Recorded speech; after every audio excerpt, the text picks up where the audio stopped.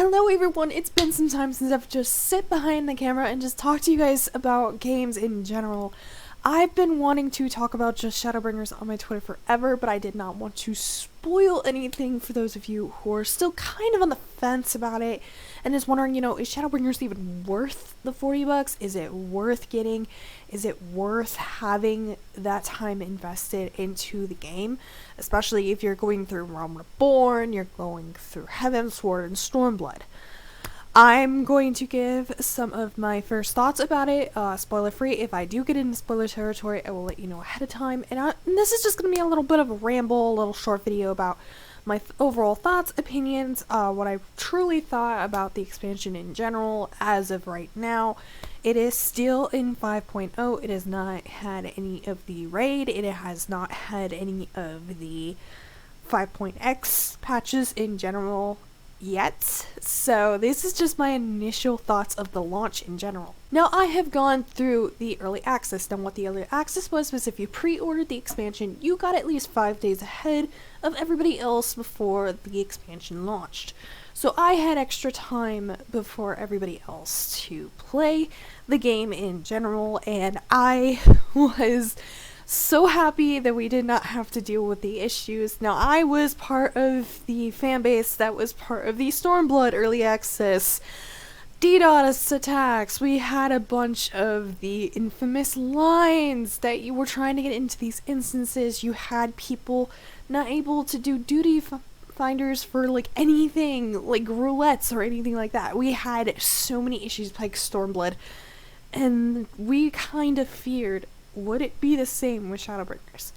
I'm here to report, we did not at all. It was nothing but smooth sailing. The first day I got in there, I knew there was going to be a little bit more load times because people are going to be in Limsa Lominsa trying to get Dancer, trying to get Gunbreaker in Gridania, but also in the newest area, which is Norvrent.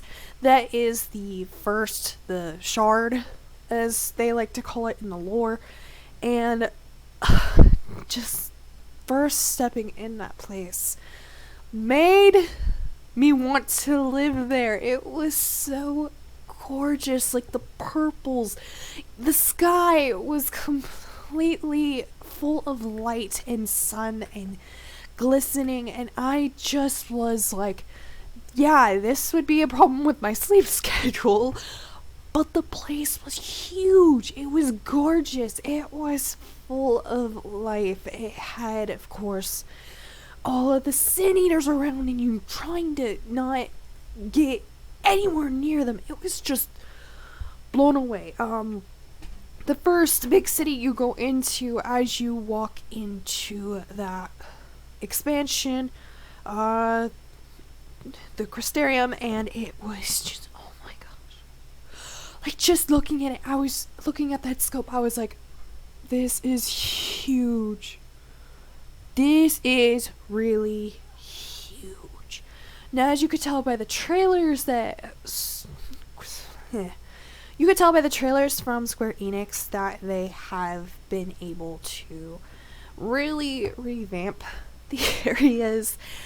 I have to say, like, going through all 6 areas, these are actually bigger than Stormblood, and I, for 1 minute, did not feel like I was gonna trudge through this place. I felt wanting to explore this place.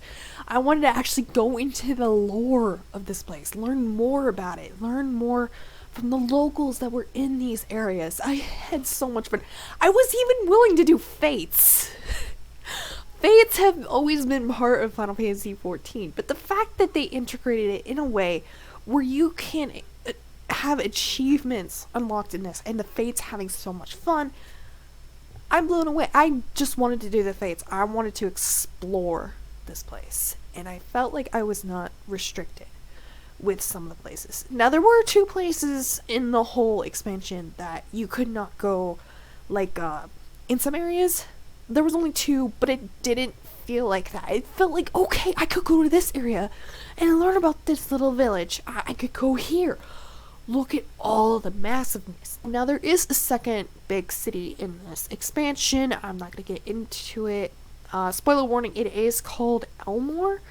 It is huge. Now, this is a screenshot that I took of my character in Elmore, and for no context, one of my friends that I shared this, that I went to TMG with, I showed them this screenshot of what I was going through in Shadowbringers, and they just looked at me and go, "What?"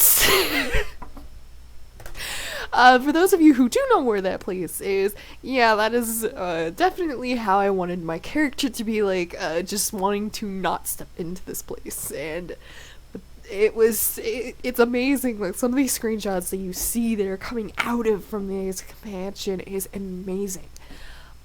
There are just so much to do. Now, I am going to get in a little bit of spoiler territory because of the story. But if you do not want to hear about the story, I will give you a timestamp to completely skip, just to get back to my closing thoughts. So basically in the story, you are talking to basically the Crystal Exarch. He is the one in charge of the Crystarium. He is the one leading the charge of trying to get the darkness back into Novrand. He wants to try to reverse what the Warriors of Light in this place did. Then you are visited by Albert. He, of course, visited you back on the source in Heavensward, and now he's back on his shard, but more of like an entity of sorts, and you are just trying to run through the motions. The story, I'm not going to get very heavily into what I'm done talking about the story here, but the story in itself felt awesome. I wanted to do more of the story as I progressed. In the areas, yes, I did want to explore, but I also wanted to learn more in the story. Like, where was it gonna go? Like, the twists and turns. There were some twists and turns I didn't see coming. Maybe there were some I did, and I thought, okay, this is gonna be like what Stormlight kinda was. Thankfully, it was 10 times better, I would have to say. Stormblood's main story, unfortunately, felt completely disjointed. It felt kind of not knowing where to go. It was very, very split, because they were advertising one way and the story went another. So that unfortunately was what sucked. But with Shadowbringers, the fact that we were going into one area and we're going to have that main focus, that gave time for character development. And like with Thancred, we got more of what Thancred was in this expansion over previously, and how he was dealing with Minfilia, who had in the past was taken by Hydaelyn to go on a separate mission, and he thought he would never see her again. So learning his struggles with that was what really got me. It got me, oh gosh, what was it? With Alize, you know, how she dealt with another death, because as of previously in the Binding Coils, she did not handle her grandfather's death very well, and she was trying to get him back, and unfortunately she could not. So now she was trying to move past that. She has in Stormblood had that growth in a sense, but here in Shadowbringers, I feel like she had the most growth.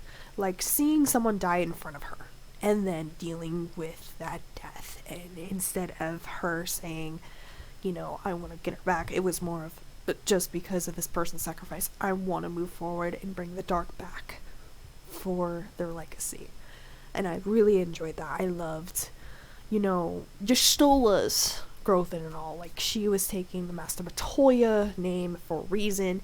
It is explained in the story. And I liked that whatever they implemented into the game, they always explained it in a nice, subtle way.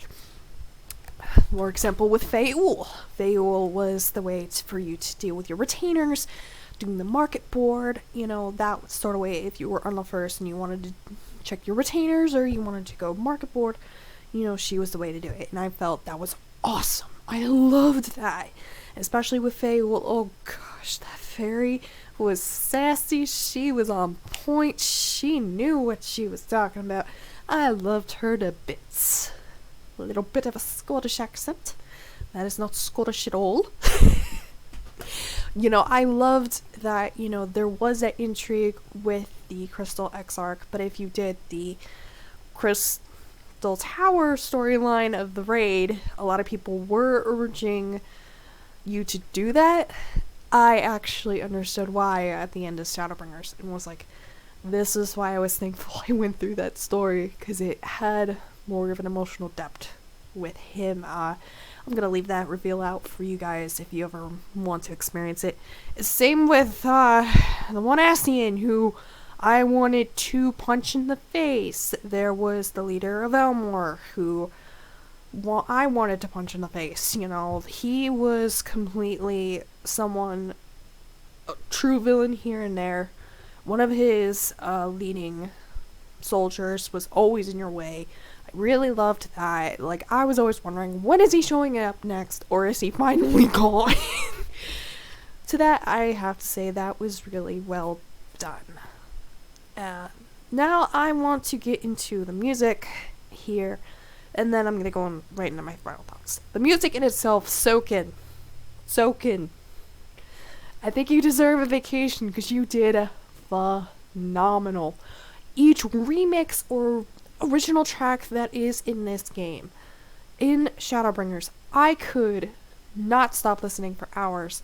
I wanted the soundtrack in either my hands, on Spotify to listen to. You know, I want to listen to it as I'm editing. You know, this soundtrack keeps my mind going. It's making me, you know, pumped. It makes me want to suck a monster in the face with my fire, as I am a black mage. I just, overall, the music worked wonderful. I think overall, my final thoughts is that overall, Shadowbringers delivered what they promised. Now, are they going to deliver in the Point X series? That is to be determined. I hope they do, in a sense, considering now that we're more focused on how the ending was.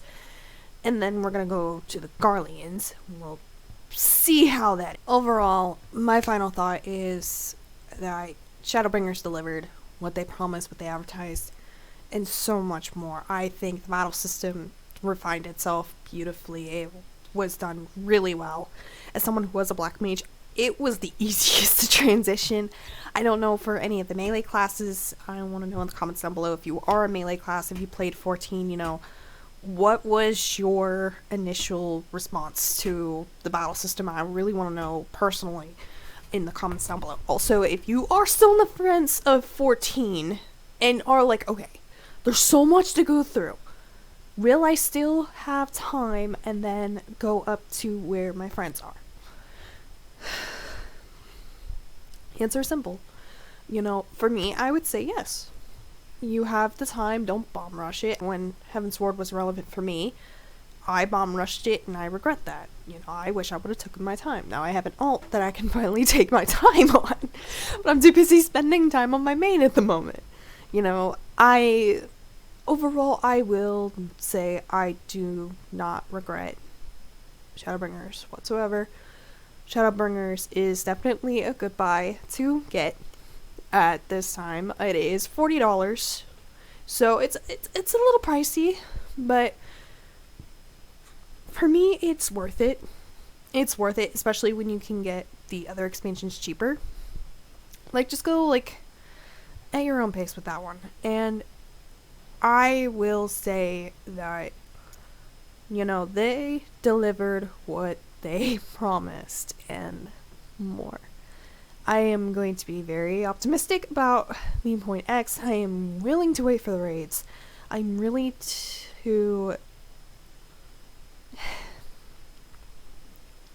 I'm speechless, you know, like, through all the cuts and everything. I'm just speechless of what to say. This was the best expansion I've witnessed and gone through in an MMO that I've paid personally, and I want to play more, which is why this video is going to be as short as it is, because I really want to play more, and I also really want to edit that compilation for you guys to show the raw emotions from me as a gamer. And there will be some instances where I look like just someone who just got out of bed and just playing. You know, that's me as a gamer sometimes. And I wanted to show that raw emotion. Overall, the compilation will be coming as soon as it is done. But in the meantime, I will be also doing Guacamelee, I will be doing Sonic, I will be doing Final Fantasy XIV. Those were not on the back burner, guys. Those have always been in my mind. I've just been busy with Shadowbringers, and I do apologize for the delay. So thank you all so much for watching this video. Hit that like button, it lets me know. Also, leave me in the comments down below if you ever played Shadowbringers, you know, what was your experience? I want to know. Also, for those of you who don't know what Final Fantasy XIV is, leave in the comments down below, you know, if you, whatever type of games you are interested in that maybe I should play, you know, that I should try, and, you know, and I want to see if I can get it and try it for you guys. Also, leave in the comments down below what you guys think of this video. Thank you all so much for watching, and I will see you all next time.